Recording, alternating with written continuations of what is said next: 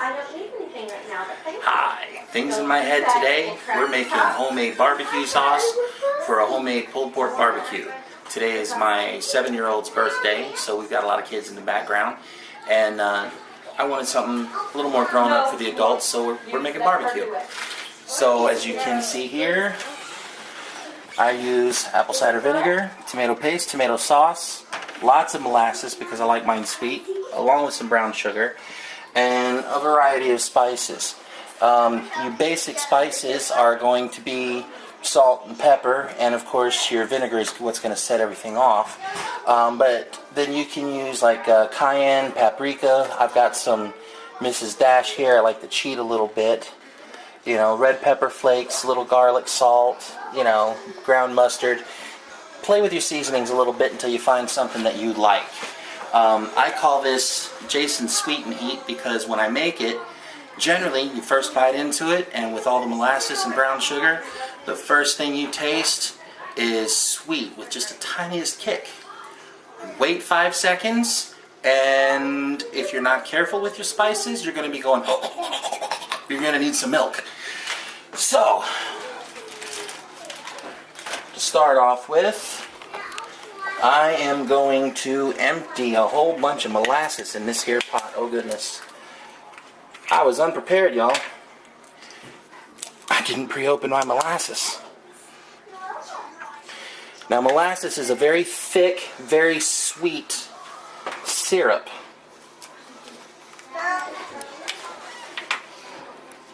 It's basically caramelized sugar that's allowed to age.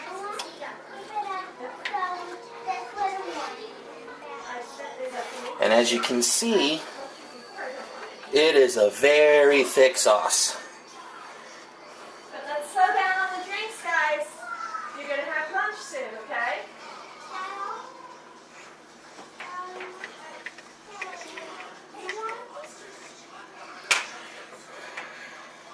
Okay, leave the drinks out here, but you can play in your bedroom, okay? Do you want me to pop one of those over? No. In fact, come here, guys.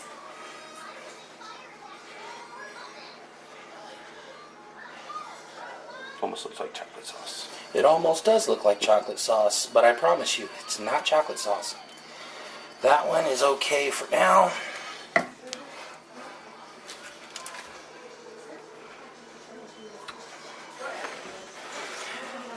Obviously, the first jar was a little thinner than the second jar because this one's taking a minute to drain out.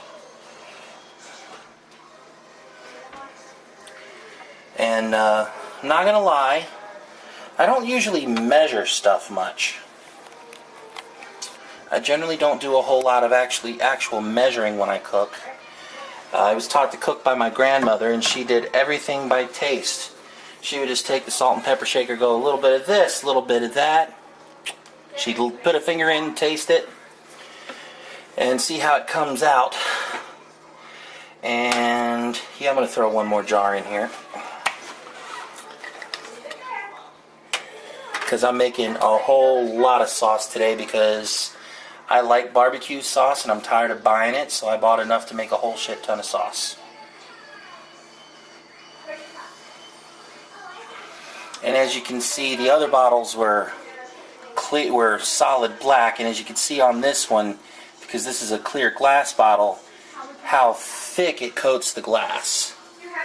I mean, it's as thick as honey, maybe even a little thicker. And what I'm going to do now, I'm going to leave this jar sit here because in a moment I'm going to use some of my apple cider vinegar to get out some more of the molasses and make sure it gets into the sauce. So now I'm going to take some tomato paste, and since I've got so much sauce here,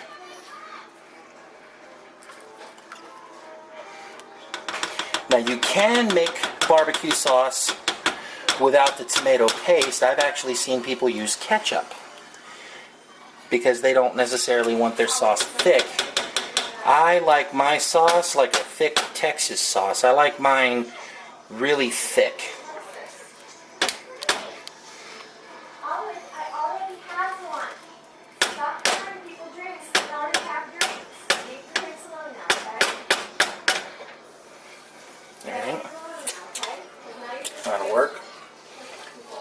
as you can see, it's very, very thick,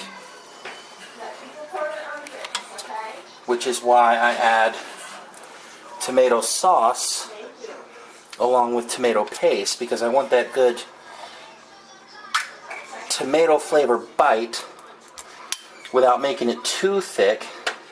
And that's where the sauce comes in. It's going to thin it out a little and give it that good tomato bite.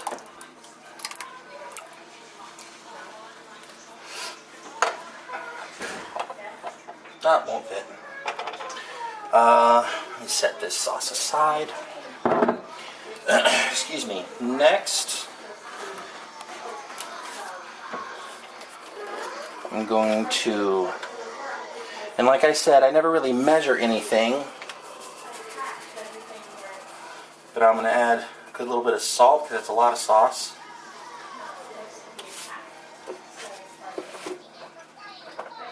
I'll say maybe half a tablespoon. Yeah, maybe half a tablespoon, maybe a whole tablespoon, somewhere in that neighborhood.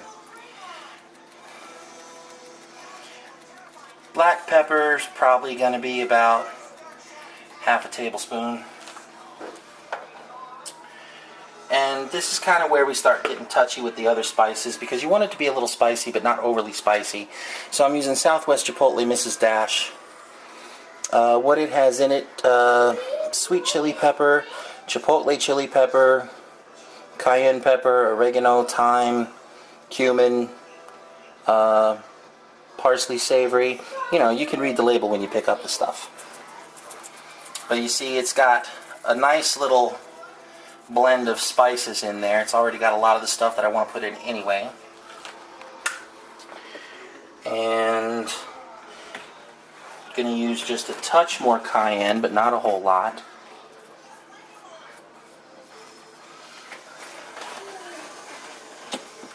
And I want to use some garlic salt. Give it a little garlicky flavor to it.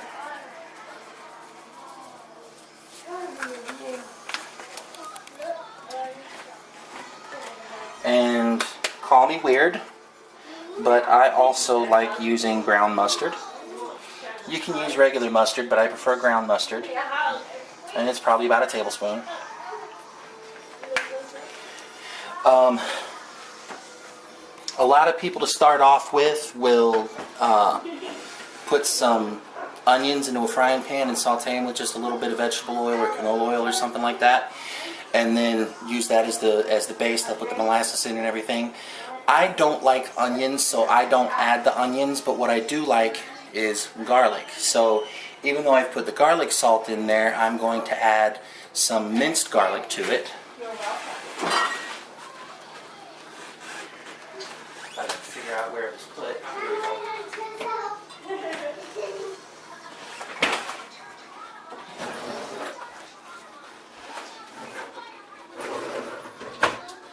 Oh, I don't know where the spoons went.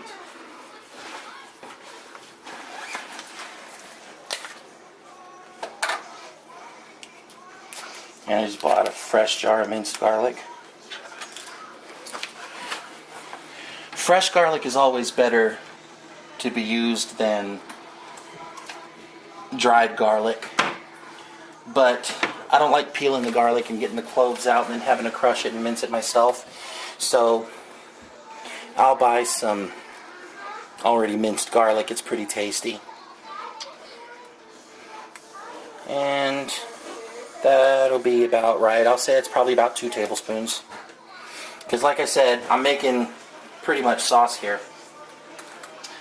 You know, this is supposed to be, I want to say, I think that's a 4 or 5 quart pan. I think it's a 4-quart pan, and it's already half full, so I'm making like a whole quart of sauce here. It's a lot of sauce. And then I'm going to add my apple cider vinegar. And I'm going to say that's probably somewhere around half to 2/3 of a cup.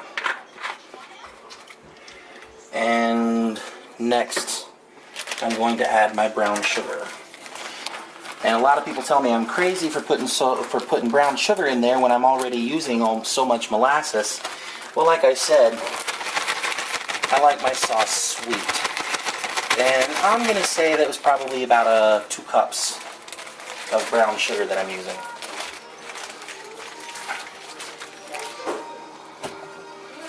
Okay, and now we just turn on the heat. I'm going to turn it on to like a medium high.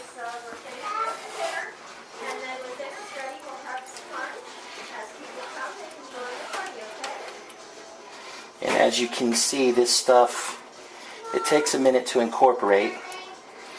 The tomato paste and the molasses, it all kind of swirls in there, you see. It really takes the application of heat for it to really start mixing and thickening. As you can see now, there's a whole bunch of chunks of tomato paste just floating in through it. Those have to melt and incorporate into the rest of the sauce. But as you can see, that is quite a bit of good, thick sauciness. And I promise you, this is going to be amazing. Actually, I think I'm going to need some more tomato paste. I don't think I bought enough. And I don't have any more. Oh, yep, there's one. And in a pinch, if I need to, I can use some ketchup.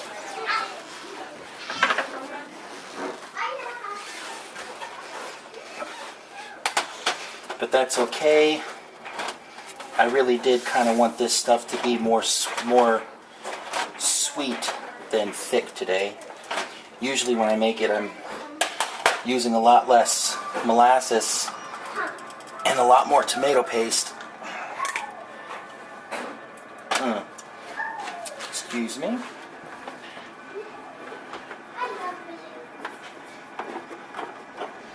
Oh, well.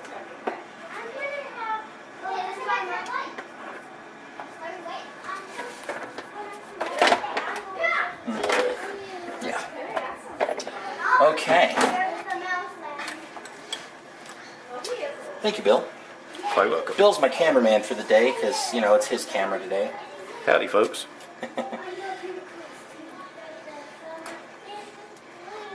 Can almost look at this like a YouTube collaboration. Almost. Most of my videos, I'm behind the camera, and most of yours, you're in front of it.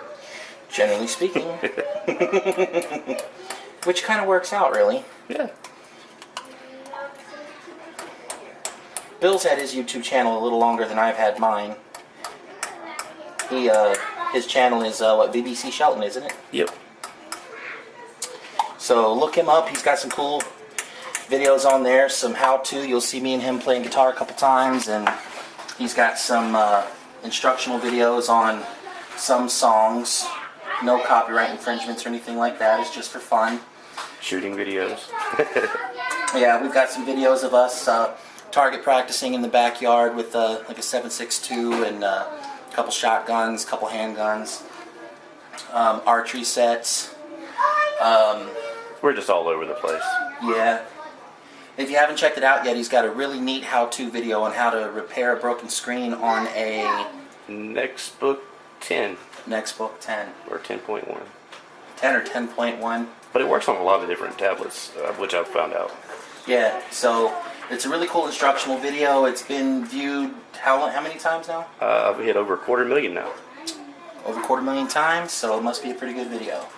Check it out. Let's see what we're getting here. Yeah, it's going to take a little bit because, you know, this is a lot of sauce and it's really got to heat up. And it smells good. It smells really good. And I'm getting hints of the molasses and the brown sugar.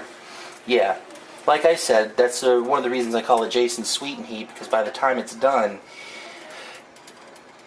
first you're going to taste sweet, and then the sauce is going to kick your ass in heat. But today I think I made a pretty mild sauce. Sometimes I'll even put some lime juice in it to try and give it more of a Caribbean kick.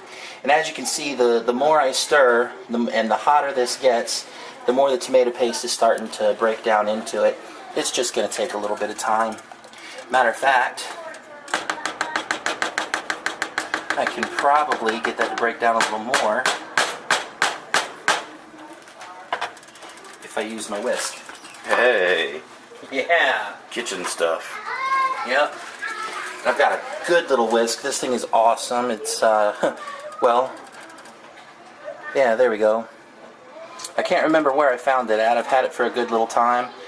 But it's got this nice rubber grip on it. The tines are stuck in there real nice, so obviously there's one broken, but they stick in there nice and tight. They stay good and stiff. They don't get all warped like so many whisks do. It's comfortable in the hand.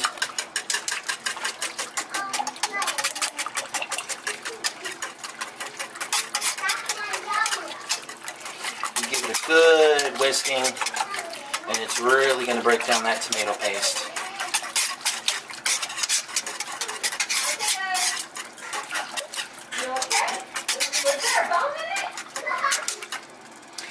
And as you can see, tomato paste has now been broken down real good into it. And all I'm going to do at this point is I'm going to put a lid on it. I'm going to drop the heat down just a touch. Because right now, oh yeah, that's really good. Right now, It smells like almost like a strong Sweet Baby Ray. it's funny, my sauce has been compared to Sweet Baby Ray's, but I think it's better. Personal opinion. But No bias. But now what I'm going to do to it is I'm just going to drop a lid on it and bring it up to a good temperature, because the next step is mixing it with the barbecue. I already pre-cooked my pork tenderloin and pulled it. Now you see the pork is it's pulled pork, but it's still kind of chunky. Once you pour the sauce into it and start spooning the sauce around and mixing it in real good, that will break down and it'll make some nice barbecue sandwiches. Really is some amazing stuff we've got going on here today, folks. I wish you were here to taste what I am cooking, but you're going to have to just make it and taste it yourself. And that's how you make homemade barbecue sauce. Next video, show you what comes next and taste test it. Have a good one. Hi, we're back and we're about to get this thing going. So the next step is, you can see here, it's got a nice little bubble going. Well, that's the kind of bubble I like anyway, because you don't want to burn your sugar out or your molasses. So it's nice and steamy. I'm going to cut the heat off of it. I'm going to give it another good twirl around.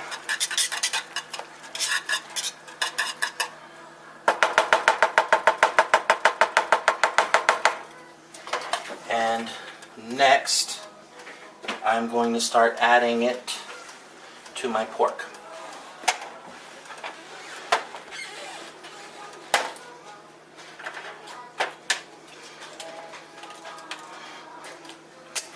Rolling fingers.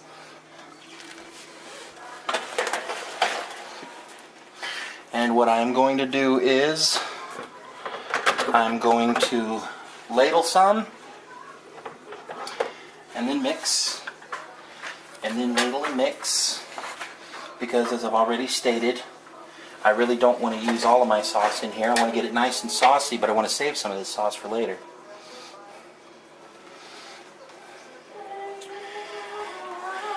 And I'm sure you figured out by now that as I'm seasoning my barbecue sauce, I'm kind of eyeballing it and kind of guessing as to how much sauce or how much seasoning I put in it. So when you're seasoning everything to taste, one thing to keep in mind is the hotter your sauce gets, the more bite it's going to have. As the sauce cooks and gets nice and warm and thick, the spices that you put into it are going to get really spicy. Yeah, maybe. So something to keep in mind is when you're tasting it and double checking it for flavor as you're cooking the sauce, you want to keep in mind that just because it doesn't taste as spicy as you want it right now, doesn't mean it's not going to come out really spicy. So if you're the kind of person that likes a lot of heat, just keep in mind you got to keep double checking it. And if you're the kind of person that doesn't like a lot of heat in your barbecue sauce, start off light with your seasonings, and as your sauce gets hotter, it's going to bring out more of the flavors of the spices that you're putting into it. So, Do you know who plays? and don't be afraid to let it get good and hot in the pan. I've made this for a little while now, so I've kind of got a good idea of where to shut it off at. Don't be afraid to let your sauce actually come to a small boil, because like I said, the hotter your sauce is, the hotter your sauce gets in temperature, the hotter your sauce gets on the Scoville scale of heatness. So now that's done. I've got my oven preheated already to 350 degrees. I'm going to pop the lid on it. And we're going to shove it into the oven now. And I'm leaving it off to one side because we're also cooking hot dogs for my son's birthday, but we'll leave that in there for about 10-15 minutes, enough for the sauce to get good and glazy, thicken up in the meat. We've got extra sauce for putting on top if anybody wants it a little saucier. And that's how you make sauce.